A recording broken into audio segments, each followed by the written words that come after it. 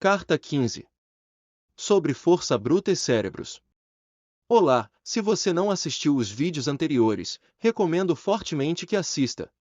Prezado Lucílio, permita-me compartilhar minhas reflexões sobre a força física em contraste com a sabedoria mental. Antigamente, os romanos iniciavam suas cartas com a expressão: se você está bem, está bom, eu também estou bem. Nós, filósofos, deveríamos adotar algo semelhante, dizendo: se você está se dedicando à filosofia, está bem, pois é isso que significa verdadeiramente estar bem. Sem a filosofia, a mente adoece e o corpo, por mais robusto que seja, assemelha-se ao de um insensato. A saúde mental deve ser nossa prioridade, pois a saúde física, embora importante, vem em segundo plano e exige menos esforço se buscarmos estar bem fisicamente. É insensatez, meu caro Lucílio, um homem instruído empenhar-se em desenvolver músculos, ampliar o corpo e fortalecer-se fisicamente.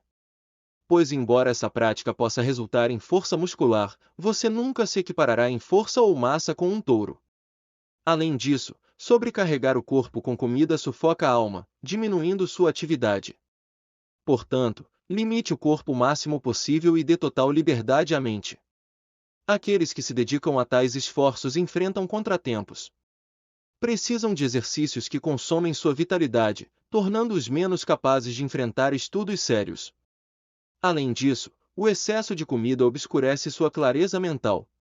Submetem-se a ordens de escravos desprezíveis, indivíduos que oscilam entre frascos de óleo e jarros, cujo dia é satisfatório se suam muito e se embriagam para compensar a perda de suor.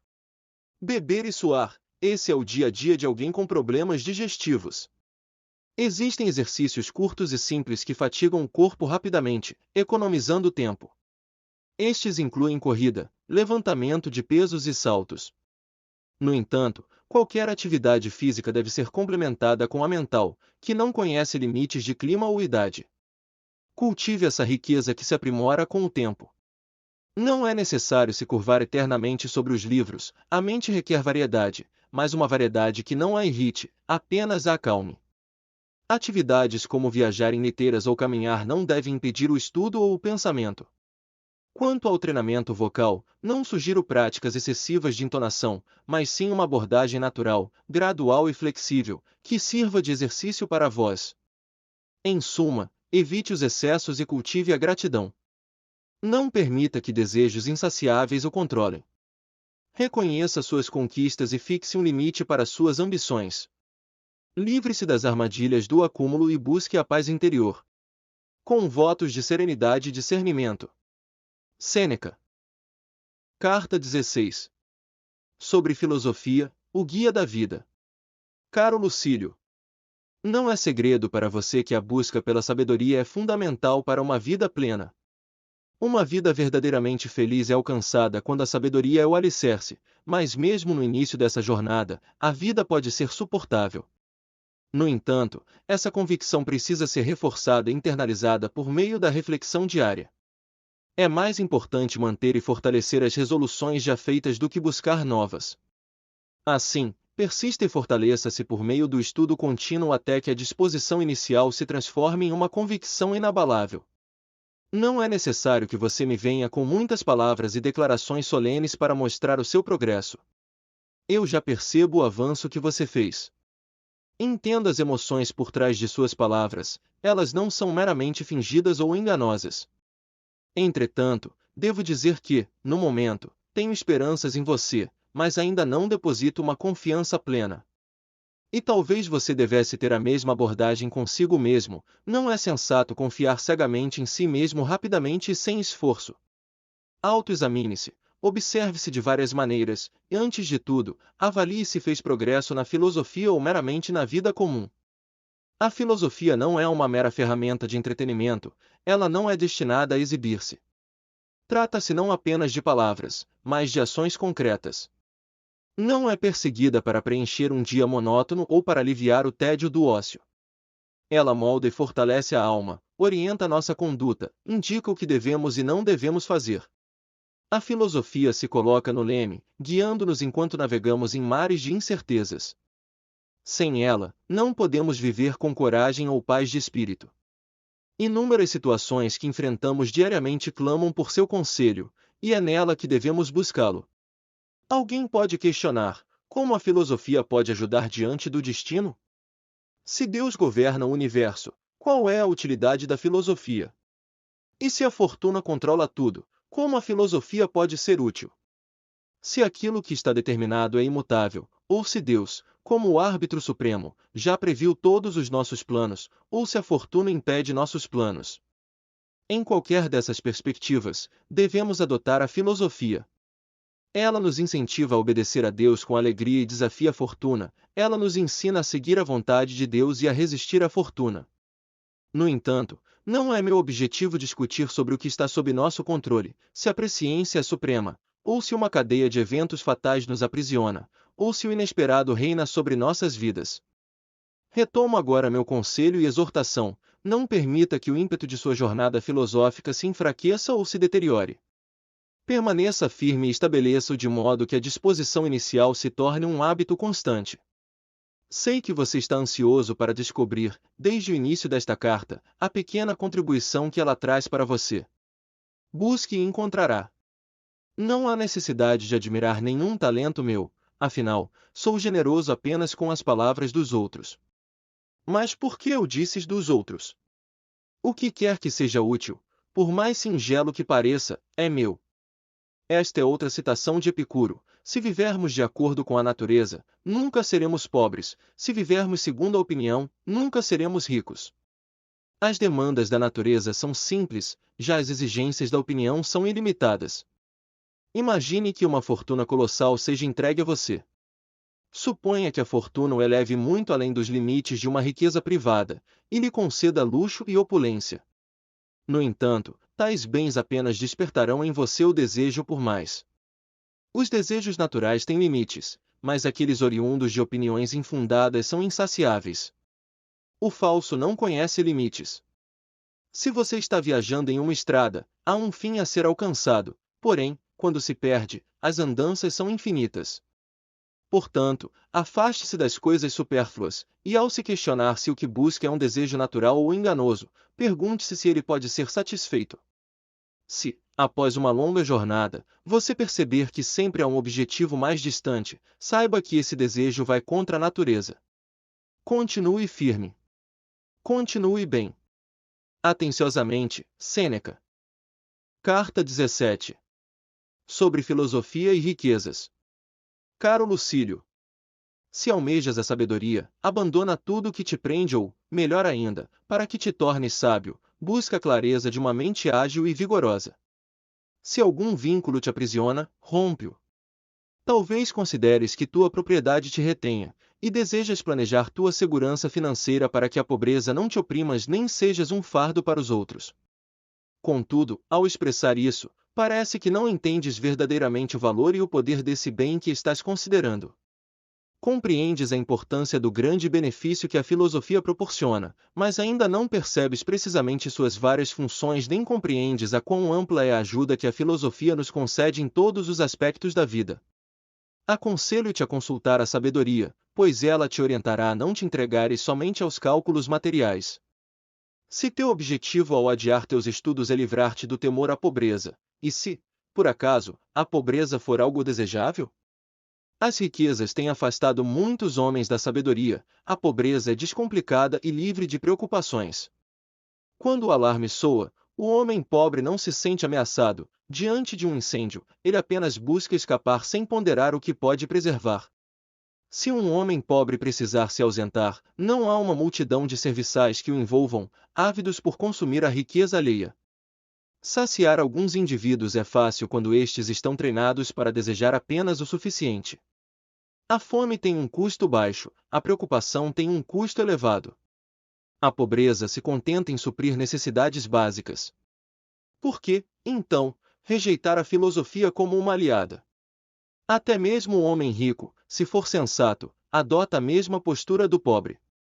Se quiseres tempo livre para a mente, seja um homem pobre ou viva como tal. O estudo não é proveitoso a menos que te esforces para viver com simplicidade, e viver com simplicidade é abraçar a pobreza voluntária.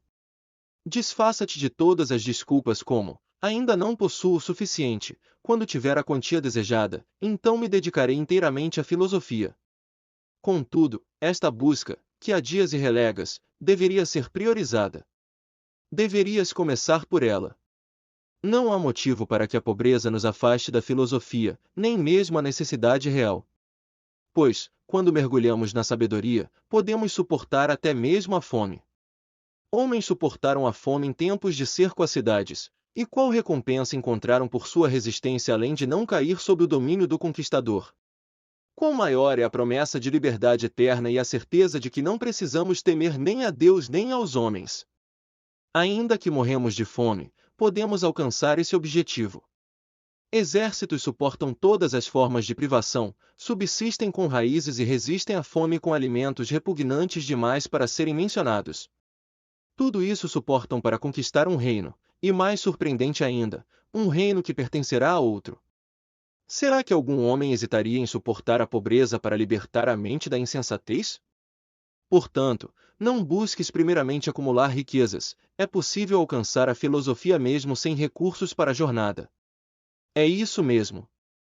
Se depois de possuires tudo o mais, ainda desejas a sabedoria? A filosofia é o último requisito da vida, um tipo de suplemento? Não, teu plano deve ser este: ser um filósofo agora, quer tenhas algo ou não, pois como sabes que já não possuis muito.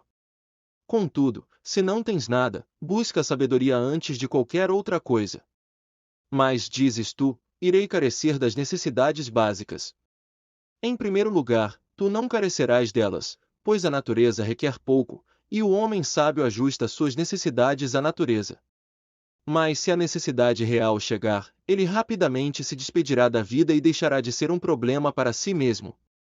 Se teus meios de subsistência forem escassos, farás o melhor possível, preocupando-te apenas com o básico, e com espírito livre e feliz, rirás da agitação dos ricos e dos complicados caminhos daqueles que buscam a riqueza. Dirás: por que adiar voluntariamente a verdadeira vida para um futuro distante?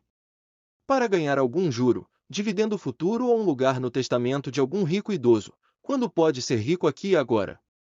A sabedoria oferece a riqueza à vista e paga em dobro aqueles cujos olhos tornou a riqueza supérflua. Estes comentários referem-se a outros homens, tu estás mais próximo da classe rica. Muda tua postura e serás mais próspero. Mas em todas as fases, o que é necessário permanece igual. Poderia encerrar minha carta agora se não tivesse te acostumado mal. Não se pode saudar a realeza sem trazer um presente, e no teu caso, não posso dizer adeus sem pagar um preço. Mas qual será? Usarei uma frase de Epicuro: a aquisição de riquezas tem sido para muitos, não um fim, mas uma mudança, de problemas. Não me surpreende. Pois a culpa não está na riqueza, mas na própria mente. Aquilo que transforma a pobreza em um fardo para nós, também torna as riquezas um fardo. Atenciosamente. Sêneca. Carta 18. Sobre festivais e jejum. Prezado Lucílio. Chegamos quase ao fim do ano, mas a cidade permanece fervilhante neste clima quente de dezembro. É concedida licença para a celebração. Tudo vibra com preparativos grandiosos. Porém, é verdadeiro que a diferença seja mínima. Concordo com aquele que disse: antigamente dezembro era um mês, agora é um ano.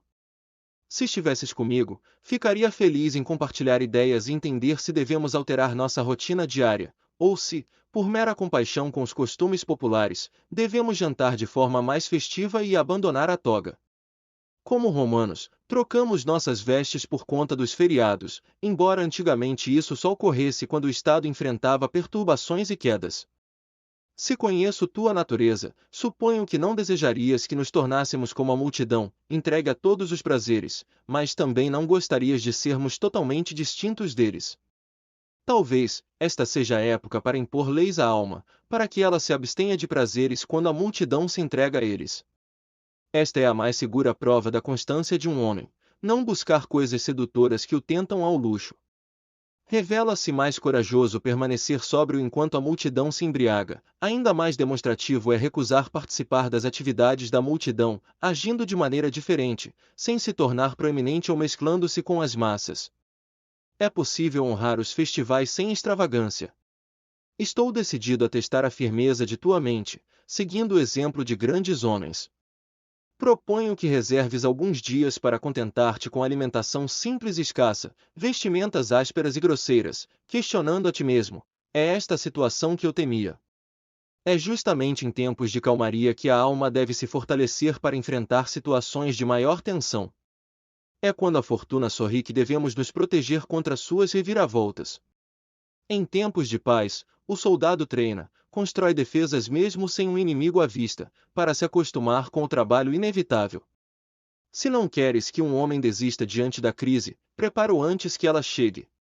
Isso é o que fizeram aqueles que, em sua imitação de pobreza, quase alcançavam a miséria todo mês, para nunca retrocederem do que tanto treinaram. Não estou sugerindo banquetes ou cabines de homem pobre ou quaisquer artifícios que milionários luxuosos usem para distrair o tédio de suas vidas. Que a cama seja de palha, a vestimenta áspera e o pão duro e grosseiro. Resistir a isso por 3 ou 4 dias consecutivos, ou até mais, para que seja um teste de ti mesmo e não um mero passatempo. Te asseguro, meu caro Lucílio, que te sentirás exultante ao obter um simples pedaço de pão, compreendendo que a tranquilidade de um homem não depende da fortuna, pois mesmo quando está inclemente, concede o suficiente para nossas necessidades. Não consideres isso algo grandioso, pois milhares de escravos e de pobres fazem isso todos os dias. No entanto, acredita-te por não o fazer por compulsão, e que será tão fácil para te suportar essa prática continuamente quanto experimentá-la ocasionalmente. Vamos praticar nossos golpes no boneco, tornemo-nos íntimos da pobreza para que a fortuna não nos surpreenda despreparados. Seremos ricos com mais conforto se descobrirmos que a pobreza está longe de ser um fardo. Mesmo Epicuro, o mestre do prazer, observava intervalos fixos em que se alimentava de forma frugal. Queria ver se, assim, a felicidade total era prejudicada e, se sim, em que medida, e se essa medida valia o esforço. De fato, ele se orgulha de ter vivido com menos de 1 centavo, enquanto Metrodoro, cujos avanços não eram tão grandes, precisava de 1 centavo inteiro. Pode haver plenitude nessa alimentação? Sim, e prazer, não aquele prazer falso e passageiro que requer estímulo ocasional, mas um prazer firme e duradouro. Embora água, farinha de cevada e pedaços de pão não formem uma dieta festiva, é o mais alto tipo de prazer conseguir alegria com esse tipo de alimento, reduzindo nossas necessidades a um mínimo que a injustiça da fortuna não possa arrancar. Até a comida prisional é mais generosa, e aqueles condenados à morte não são tão mal alimentados pelo carrasco. Por isso, é preciso ter uma alma nobre para, por própria vontade, adotar uma dieta que até mesmo condenados à morte temeriam. Isso é, de fato, prevenir-se contra as lanças da fortuna. Comece, então, a seguir o costume desses homens, separe dias para se retirar dos afazeres e ficar em casa com uma alimentação escassa. Faça aliança com a pobreza. Desafie, meu amigo, a desdenhar da perspectiva da riqueza e aproximar-se de seu Deus. Pois só está em aliança com Deus quem pode desdenhar a riqueza. Não te proíbo de possuí-la, mas desejo que alcances um estágio onde a tenhas com destemor. Isso só se realiza ao persuadir-te de que podes viver feliz sem ela, tanto quanto com ela, e sempre ciente de que a riqueza pode te iludir. Mantenha-se firme. Mantenha-se bem. Atenciosamente. Sêneca. Continua no próximo vídeo. Não esqueça de deixar seu like, se inscrever no canal e ativar o sininho para não perder nenhum conteúdo. Tudo de bom e até o próximo vídeo.